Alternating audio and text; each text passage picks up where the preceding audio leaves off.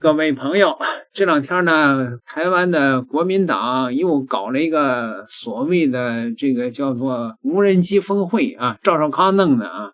赵少康呢，这是配合着民进党要通过所谓的无人机预算啊。不出所料，韩国瑜呢发火了啊！韩国瑜说你们不通过这个预算然后呢他就开始骂傅昆萁，傅昆萁呢也被郑丽文给摁下来了啊！那个表态说那个预算该通过就通过，结果呢这个无人机的这个预算1分钱没砍就通过了。那当然了，郑丽文不是也天天砍要建设台湾的防卫能力吗？其实这些人呢，国民党的这些人都想瞎了心了，就那一点点资金搞一点点无人机机器狗就想对抗大陆吗？甚至有一些人还幻想着要把战火这个放到这个中国大陆去然后呢就是把这个解放军发射导弹发射远火的地方当然了这个帅老将军和张延廷是吧，有人说他们参加那个赵少康那个破会，他只能是这么说两句嘛，对吧那其实他们心里也认为那是不太可能的好吧那么关于这个无人机还妄想着去这个把战火烧到大陆中国解放军央视放出来了一个短片，咱也不知道是不是回复台湾的这些妄人的这个说法，中国是拥有全世界顶流的防空系统的，没准你那破导弹无人机根本就靠近不了大陆，而大陆的这些远火呢和无人机呢，那还不把那个台湾那个理一遍细细的理一遍所以我当时我就说了嘛，千万别有这个想法说用那个台湾的所谓的导弹无人机去攻击大陆的目标，那一下真的就是留岛不留人了。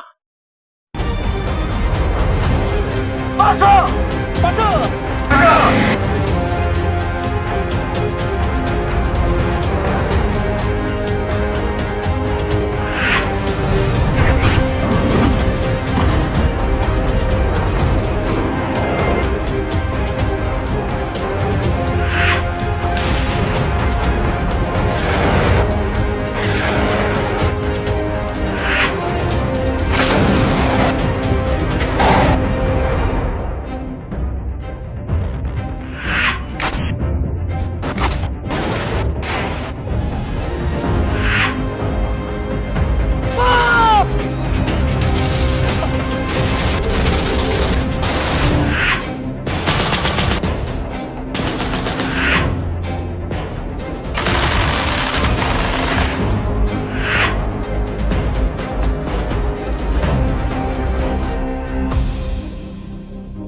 将军又笑了。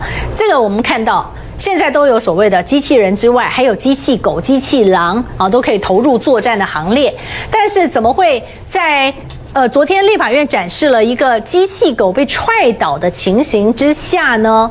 他花了7秒钟站起来7秒钟。那我们来看一下这个画面，来看一下被踹的机器人是什么样的反应。我们可以踹他这样子，然后他翻了以后，他可以自己再翻回来。这可以代替士兵去。对，看到从踹倒，然后再到他重新再站起来，确实是花了7秒钟左右的时间。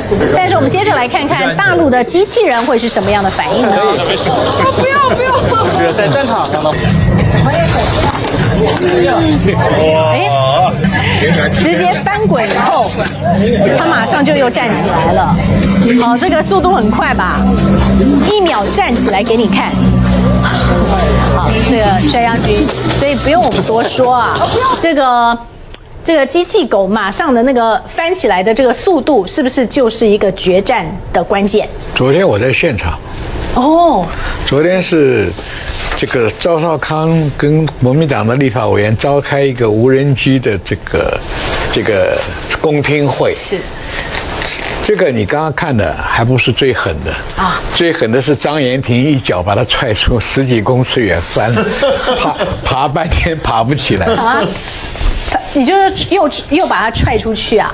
这个你刚刚镜头上看的是展示工作人员踹的，轻轻的踹一脚，是啊。后来张延廷上去踹那一脚，从你这边比到你那个荧幕门口噼里啪啦摔好远，半天爬不起来。后来一问，那个机器狗是美国的，哎呦，是我们台湾的这个事情，我花点时间讲。昨天开这个公听会，是针对台湾要花一大笔钱，然后呢，里面猫腻就出来了，说台湾要发展成机器人的护国神山，无人机的护国神山。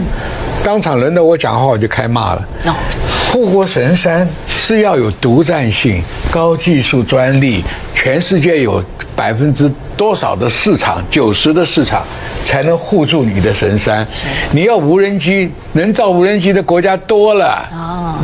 和俄罗斯、土耳其、伊朗、乌克兰，哎呀，竹繁不及备载。而且美国的产品是最 low 的一款。是。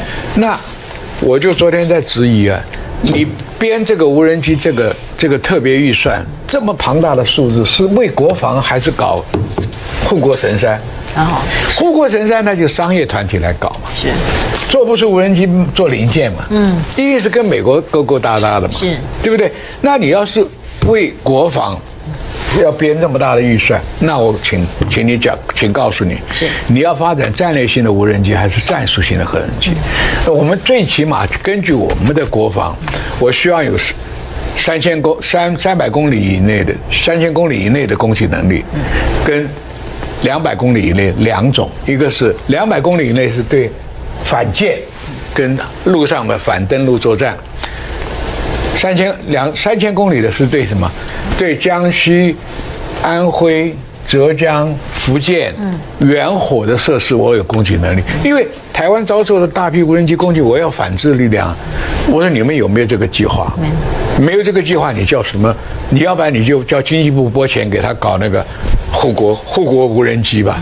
你不要在这里糊弄，又是国家队。搞了一大票的贪污的那个，以前的国家队大家还忘记吧？鸡蛋国家队、口罩国家队、疫苗国家队，哪一个不是搞钱？你是拿的国防的需要来搞这些名堂，所以那个展示的那个商家被我们搞得很不爽啊。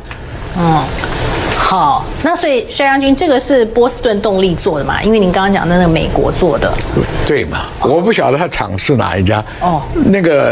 这个人就想问他，他说美国买的，就是美国的，买的美国机器狗嘛。好，而且机器狗台湾不需要啊。是，机器狗是人家打城镇作战攻击台湾用的东西啊。我们拿了机器狗能爬到海上游泳过去打吗？到沙滩上去冲锋吗？没这个必要嘛。那是。我们是防御方，不是攻击方。是，机器狗是用来攻击的，是攻击我们什么？台湾的城镇作战了。那马路上来一条你就很麻烦。好，来都是最近一段时间才发生的事情，所以与之相匹配的做法，与之相匹配的政策，它也需要克服历史上形成的惯性去进行调整。对吧？这机器狼又不是一夜之间蹦出来的，这个机器狼是从信息技术革命、网络技术发展、中国制造业的起飞，然后人工智能机器狼，再加上军改才这样上去的呀。然后上来了以后，用什么样的方式去用？有人无人如何融合，真正形成战斗力，对吧？大家看看那个沙滩。这个沙滩台湾的朋友们不熟悉吗？你们家的红色沙滩不就是长这样的吗？这是针对性的场景化演练啊，对不对？13年还是10几年那个朱日和演训的时候，在朱日和演训操场的那个广角，不就是凯达格兰大道那栋办公楼吗？1比1复刻，对吧？然后里面不就是每一个房间的门上都是繁体字吗？